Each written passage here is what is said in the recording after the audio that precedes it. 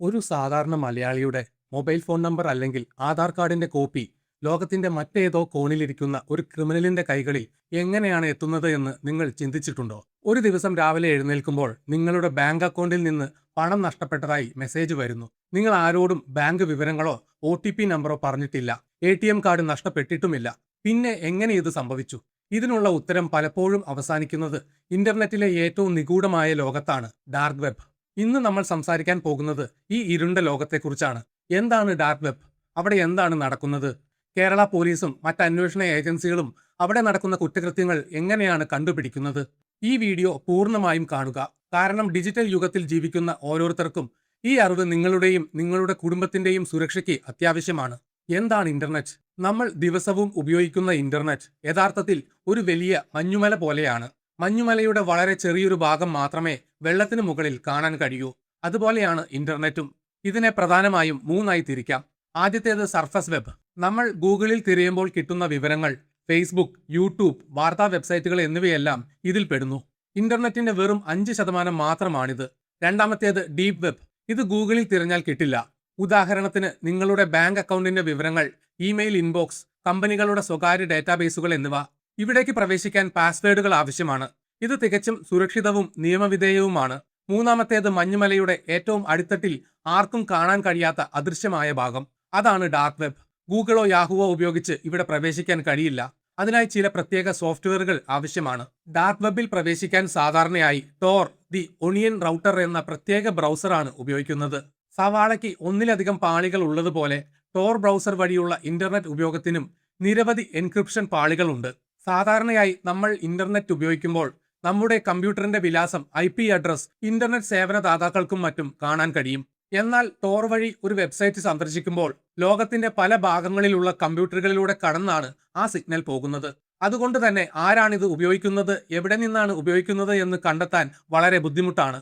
ഈ രഹസ്യ സ്വഭാവം തന്നെയാണ് കുറ്റവാളികളെ ഡാർക്ക് വെബിലേക്ക് ആകർഷിക്കുന്നത്.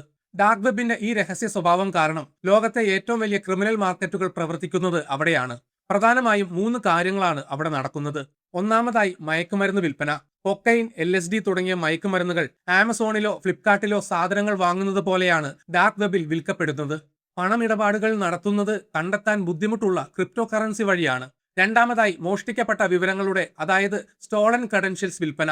നമ്മൾ ഉപയോഗിക്കുന്ന പാസ്വേഡുകൾ, ക്രെഡിറ്റ് കാർഡ് വിവരങ്ങൾ, ബാങ്ക് അക്കൗണ്ട് വിവരങ്ങൾ എന്നിവ ഹാക്കർമാർ മോഷ്ടിച്ച് ഡാർക്ക് വെബിൽ വിൽക്കുന്നു. മൂന്നാമതായി റാൻസംവെയർ ഗ്യാങ്ങുകൾ. വലിയ ആശുപത്രികളുടെയോ കമ്പനികളുടെയോ കമ്പ്യൂട്ടറുകൾ ഹാക്ക് ചെയ്ത് അതിലെ വിവരങ്ങൾ ലോക്ക് ചെയ്യുകയും അത് തിരികെ നൽകാൻ കോടിക്കണക്കിന് രൂപ ആവശ്യപ്പെടുകയും ചെയ്യുന്ന സംഘങ്ങൾ ഡാർക്ക് വെബിൽ സജീവമാണ്. എന്നാൽ ഡാർക്ക് വെബ് പൂർണ്ണമായും മോശമാണോ? അല്ല. അഭിപ്രായ സ്വാതന്ത്ര്യമില്ലാത്ത ഏകാധിപത്യ രാജ്യങ്ങളിലെ മാധ്യമ പ്രവർത്തകരും മനുഷ്യാവകാശ പ്രവർത്തകരും തങ്ങളുടെ വിവരങ്ങൾ ചോരാതെ പുറം ലോകവുമായി ബന്ധപ്പെടാൻ ഡാർക്ക് വെബിന്റെ സുരക്ഷ ഉപയോഗിക്കാറുണ്ട്. ഡാർക്ക് വെബ് എന്ന് കേൾക്കുമ്പോൾ അമേരിക്കയിലോ യൂറോപ്പിലോ നടക്കുന്ന കാര്യമാണെന്ന് ചിന്തിക്കാൻ വരട്ടെ. കേരളത്തിലും ഇന്ത്യയിലും ഡാർക്ക് വെബ് വഴിയുള്ള കുറ്റകൃത്യങ്ങൾ ഗണ്യമായി വർദ്ധിച്ചിട്ടുണ്ട്. അടുത്തിടെ നാർക്കോട്ടിക് കൺട്രോൾ ബ്യൂറോ കൊച്ചിയിൽ നടത്തിയ ഒരു വലിയ ഓപ്പറേഷൻ ശ്രദ്ധേയമായിരുന്നു. ഓപ്പറേഷൻ മെലൺ എന്ന് പേരിട്ട ഈ അന്വേഷണത്തിൽ എറണാകുളം മൂവാറ്റുപുഴ സ്വദേശിയായ ഒരു വ്യക്തിയെയും കൂട്ടുപ്രതികളെയും അറസ്റ്റ് ചെയ്തു. അയാൾ ഡാർക്ക് വെബിൽ കെറ്റാമെലൺ എന്ന പേരിൽ പ്രവർത്തിച്ചിരുന്ന ഇന്ത്യയിലെ തന്നെ ഏറ്റവും വലിയ ഡാർക്ക് നെറ്റ് മയക്കുമരുന്ന് വിൽപ്പനക്കാരിൽ ഒരാളായിരുന്നു. വിദേശത്ത് നിന്ന് ഡാർക്ക് വെബ് വഴി ഓർഡർ ചെയ്ത് കൊറിയർ വഴി കേരളത്തിൽ എത്തിച്ച ലക്ഷക്കണക്കിന് രൂപയുടെ LSD സ്റ്റാമ്പുകളും കെറ്റാമിനും പോലീസ് പിടിച്ചെടുത്തു.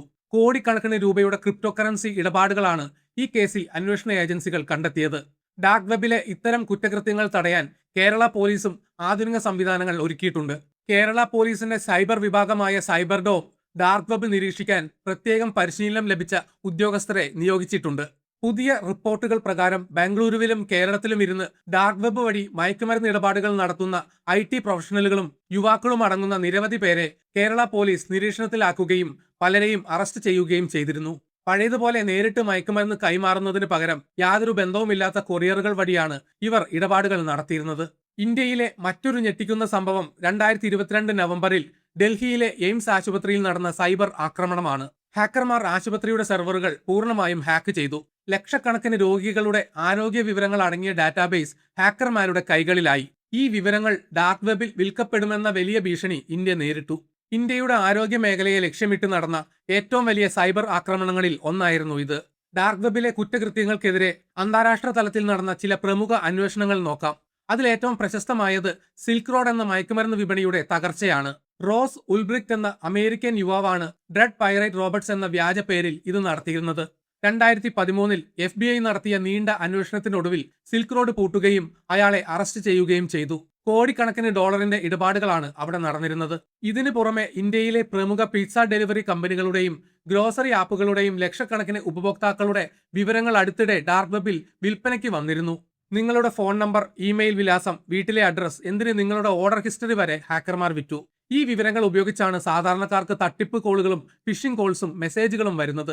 മറ്റൊരു ഉദാഹരണമാണ് റഷ്യൻ ഭാഷയിൽ പ്രവർത്തിച്ചിരുന്ന ലോകത്തെ ഏറ്റവും വലിയ ഡാർക്ക് വെബ് മാർക്കറ്റായ ഹൈഡ്ര. ജർമ്മൻ പോലീസും അമേരിക്കൻ ഏജൻസികളും സംയുക്തമായി നടത്തിയ ഓപ്പറേഷനിലൂടെ കോടിക്കണക്കിന് രൂപയുടെ ഈ വിപണിയും പൂർണ്ണമായും അടച്ചുപൂട്ടി. ഡാർക്ക് വെബിനെ കുറിച്ച് സിനിമകളുടെയും യൂട്യൂബ് വീഡിയോകളുടെയും ഒരുപാട് തെറ്റിദ്ധാരണകൾ പരന്നിട്ടുണ്ട്. അവയിലെ യാഥാർത്ഥ്യം എന്താണെന്ന് നോക്കാം.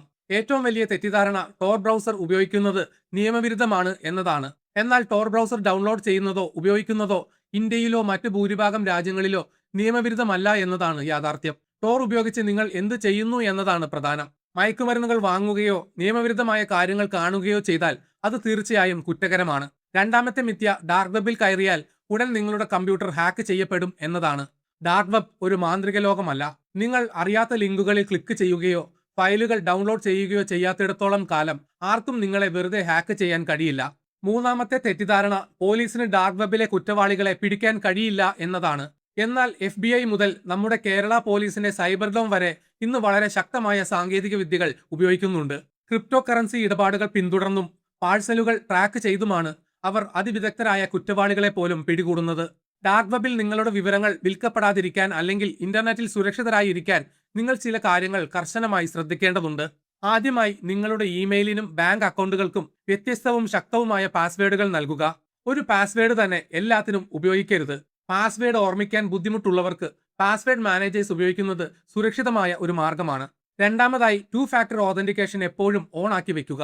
പാസ്വേഡിന് പുറമെ നിങ്ങളുടെ ഫോണിലേക്ക് വരുന്ന ഒരു OTP കൂടി നൽകിയാൽ മാത്രമേ അക്കൗണ്ടിലേക്ക് പ്രവേശിക്കാൻ സാധിക്കൂ എന്ന ഈ സംവിധാനം നിങ്ങളുടെ വിവരങ്ങൾക്ക് ഇരട്ടി സുരക്ഷ നൽകുന്നു. മൂന്നാമത്തെ കാര്യം, SMS ആയോ വാട്സാപ്പിലൂടെയോ വരുന്ന സംശയാസ്പദമായ ലിങ്കുകളിൽ ക്ലിക്ക് ചെയ്യാതിരിക്കുക എന്നതാണ്. പ്രത്യേകിച്ച് സൗജന്യ സമ്മാനങ്ങൾ വാഗ്ദാനം ചെയ്യുന്നവ നിങ്ങളുടെ വിവരങ്ങൾ ചോർത്താനുള്ള ഫിഷിംഗ് തട്ടിപ്പുകളാകാം.